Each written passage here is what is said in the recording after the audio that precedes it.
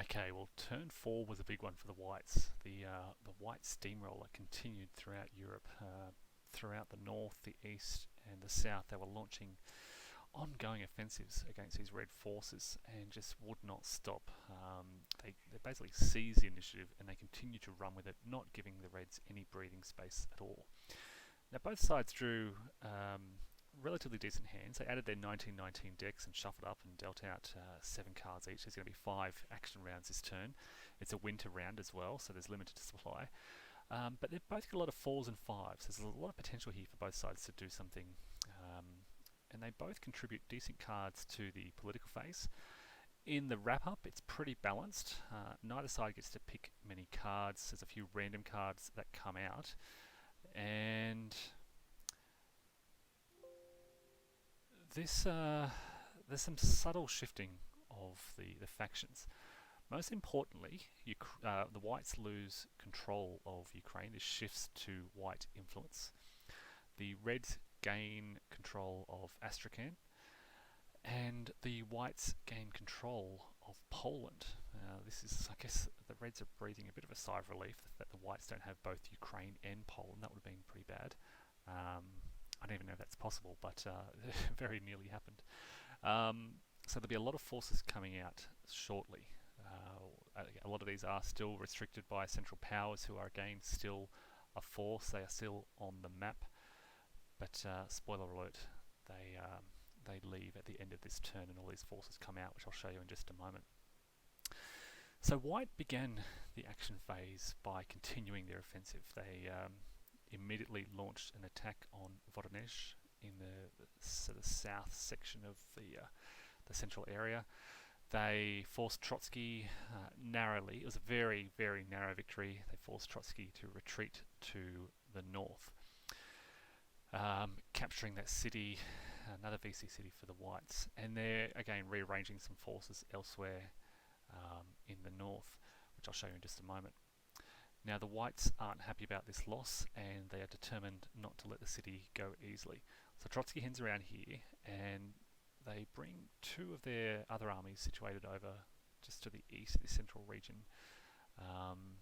to be placed in a position to attack Voronezh on their second activation. So basically, by the end of this turn, there are 3 red armies facing off against these 2 white armies in Voronezh. Sorotov holds, and neither the Whites nor the Reds are sort of doing much in this area. The Reds are being very careful not to lose control. They are in a bit of a precarious position here, nearly squeezed out of supply, trying to maintain contact with Moscow. But as I said, it's pretty quiet around this area. Just a few corps moving just north of Astrakhan, around Tsaritsyn area, just to maintain sort of lines of control and so forth. Unfortunately, the red attack on Voronezh is terrible.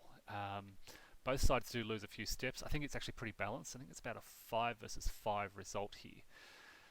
But because Krasnov is focused with his 2 armies in the one space, he can immediately, in the very very next action phase, respond by attacking these Trotsky, in fact, in the first instance. And he inflicts some devastating losses on Trotsky. And then Krasnov turns his attention to the armies to the northeast in Lipetsk, and again inflicts some devastating losses on these. And this is basically, first of all, it's a stronger white army, a stronger white force, elite forces under Krasnov, and he's basically picking off these Reds one at a time. So Trotsky loses his armies and is forced to retreat. And then the armies in Lipetsk are defeated, and as you'll see in a moment, they're forced to retreat. Now, Krasnov doesn't pursue. He's happy in Voronezh. They're holding the VC city. They could begin to march on Moscow, but mindful that red reinforcements can quickly be rushed into the area, and so they don't. They don't want to overextend themselves. And so he sits where he is, happy to have control of that southern VC city. More importantly, he's now placing pressure on Stalin and those armies in Saratov to do something or risk being placed in an isolated position. And again, you can see how close the whites are to linking up at this stage. Now, up in the north, some important developments. The International Intervention Force, British and the Americans, are marching south, and they begin to capture some of those red spaces east of Vologda. In particular, that American corps marches into Kotlas and captures that red VC city. But there's a bigger threat here. This is risking those two red armies to the east of Vologda out towards Siberia. They're now at risk of being placed out of supply. So they then have to activate and rush west to, well, very immediately threaten those that Murmansk and that US corps in Kotlas. They're not quite in a position to, well, they could have attacked Kotlas, but they decide not to because they could be placed out of supply if they advance in. And this is because Kolchak is, of course, chasing them hot on their heels along that east-west rail line. So the Siberian forces are driving towards Vologda, helping out the Americans. They've linked up now, so those Siberian forces and that Northern Intervention Force have linked up and really pushing the Reds back towards Moscow.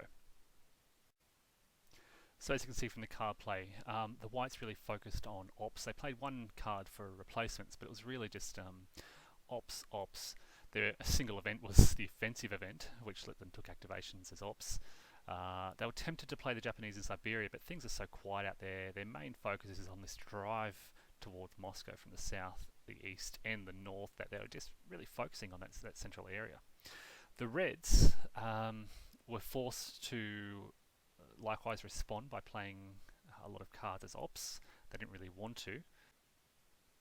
They did play improved training to bring on some reinforcements, and they did also play two cards as replacements, desperate to bring some of their damaged forces back onto the board. So, at the end of the turn in the logistics phase and wrap up, the Central Powers finally withdrew. And this brings out Lithuania, Poland, Western Ukraine for the Reds, Makhno for the Reds, and it really shakes up the situation out in the West. The Polish involvement track is still fairly far to the left, so they're not doing too much. But they have some huge forces that can really threaten sort of central Western Russia. Belarus, of course, comes out for Russia. They don't have a lot. They're kind of standing between this massive Polish army and Moscow. A lot of replacements, of course, came out. Some Red armies recovering and being built where they can. But of course, the Reds are now losing a lot of their VC cities. There are limited spaces now to place these replacements. I just want to zoom in on the situation in the west, and you can see here all those Polish forces, Belarus, Western Ukraine forces. Makhno will pose a threat to the Don Kuban region. Because the Whites have pushed so far up to the north, they are 3 spaces away from Moscow. They've really left a lot of their flanks in the south uncovered. And with both Makhno and Astrakhan controlled by the Reds, they could potentially threaten what I'll call the soft underbelly of the Whites in the south, particularly in that Kuban region where I think there is a single white core hanging around there.